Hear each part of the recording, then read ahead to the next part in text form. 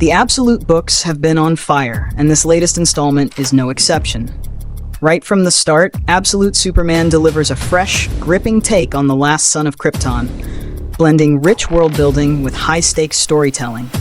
This isn't just another retelling of Superman's origin.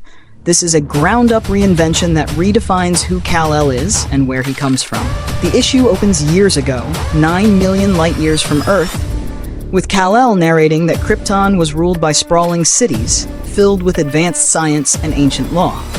One such city, Kandor, had lab-grown gardens, lava-powered energy plants, and massive sunstone crystal supercapacitors. The clerics of the Science League were the ruling class, harnessing the Red Sun's energy to fuel their relentless pursuit of progress, but Kal-El's parents were not among them. The scene shifts to a farm on Krypton, where Lura-El, a mechanic, helps a farmer fix a harvester. Their conversation reveals that the upper class controls the Sky Department and sells rain to blue-collar workers at high prices. After fixing the machine, the farmer offers her a basket of berries that Jor-El, her husband, loves. She mentions that Jor-El is going under today, and the farmer responds that he's done so thousands of times before. She acknowledges this, but admits she feels uneasy about it. At that moment, the ordered rain finally arrives. Kal-El continues narrating, recalling that his mother was a top student with a bright future until she wrote an essay criticizing Krypton's lack of funding for interstellar exploration. She was labeled unruly and banned from applying to the Science Academy at just 9 years old. She had dreamed of becoming an astronaut. A double-page spread follows, explaining Krypton's rigid class system. The Science League sat at the top, while the Labor Guild toiled at the bottom. Citizens were required to display their status at all times, and the crest of the laborer was considered a mark of shame. However, Kal-El's family wore it with pride, calling themselves the People of Steel, a clever nod to Superman's iconic nickname. Meanwhile, Krypton's elite bore a sun crest, resembling the emblem of Nuclear Man from Superman 4, The Quest for Peace. The story then moves underground, where Jor-El is inspecting the mines for stress fractures. One of the higher-ups dismisses his concerns, telling him to get back to work. But before he can leave, the mines begin to rumble. Kal-El narrates that his father was an exceptional student, poised for a high-ranking position in the Science League, until he gave a speech condemning the planet's environmental recklessness. He warned that Krypton's unchecked exploitation of resources could lead to global catastrophe. But instead of heeding his warning, the ruling class laughed him out of the academy in his former life. He was right, though, as the mines suddenly erupt with green lava, which appears to be this universe's version of kryptonite. Kal-El describes how Krypton was rotting from within, its diverse landscapes, towering cities, red deserts, crystal forests, and the Great Glass Mountains of Zord, all doomed. But not all of Krypton would perish, hinting at his survival.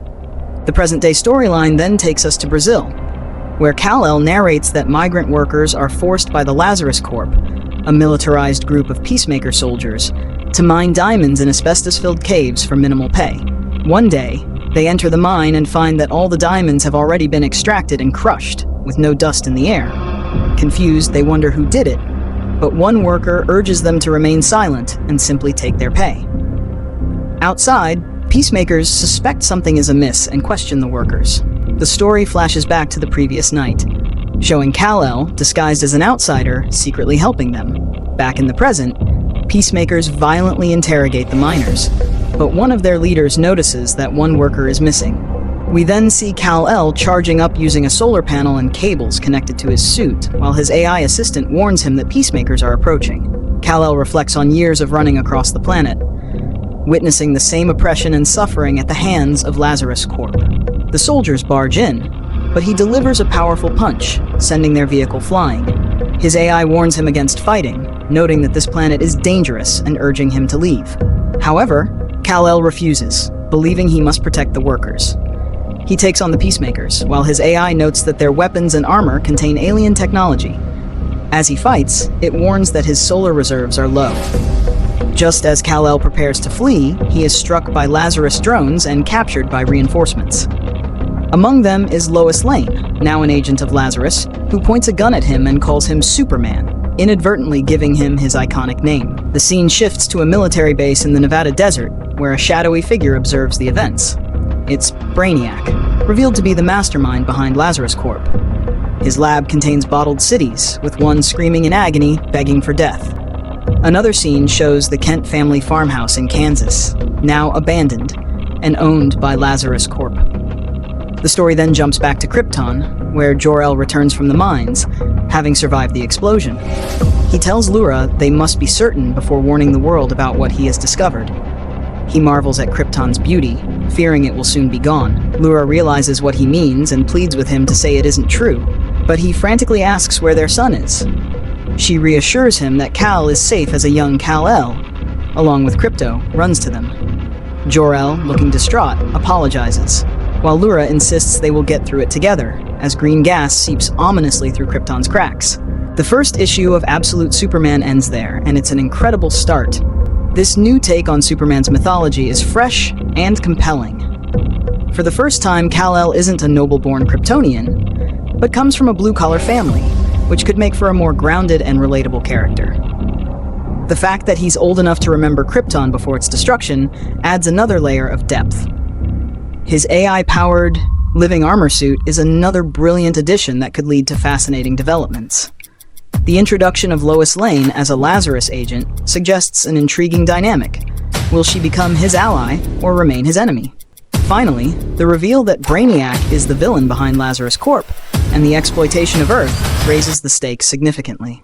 This series has the potential to be one of the best Superman stories in years, if not ever. Let's see where it goes next. What did you think of this episode? If you enjoyed it, be sure to like and subscribe. I'd love to hear your thoughts in the comments. Let's keep the discussion going. And remember, heroes are made by the paths they choose, not the powers they're born with.